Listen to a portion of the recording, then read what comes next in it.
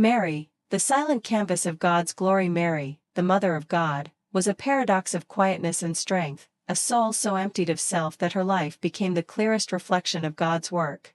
She was the blackboard on which the story of Jesus was written, not in loud proclamations of her own importance, but in the silence of her humility and the surrender of her very being.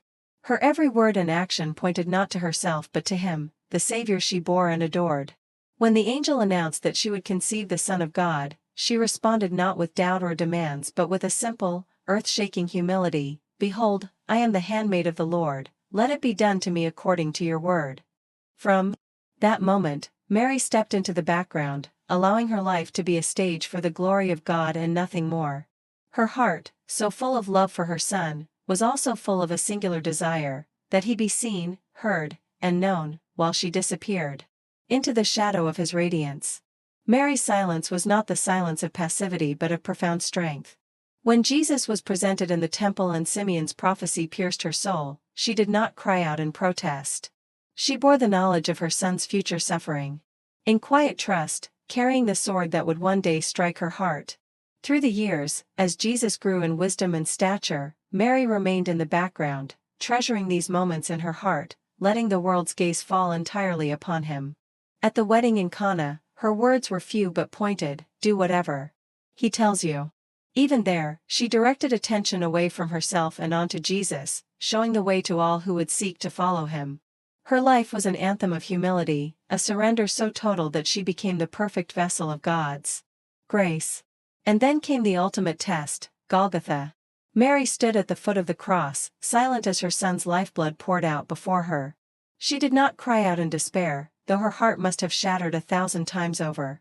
She did not curse the heavens or demand justice, though her anguish was beyond comprehension.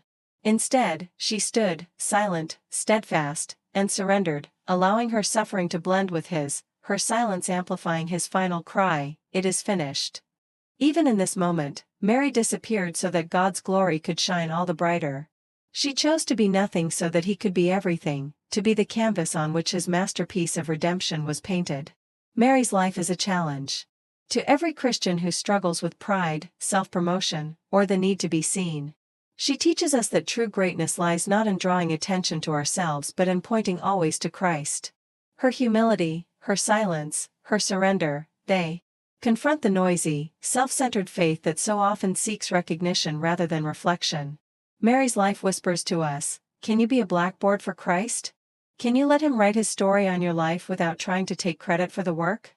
Can you stand in silence when it is your heart that breaks, so that God's will may shine through you unbroken? In Mary, we see the highest form of discipleship, a life emptied of self and filled with God. She reminds us that the measure of our faith is not in how loudly we proclaim it but in how quietly we live it, letting Christ be all and ourselves nothing.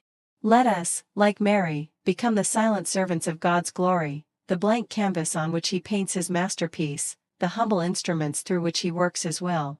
And in our humility, let us echo her silent song, so that through us, the world may see only Him.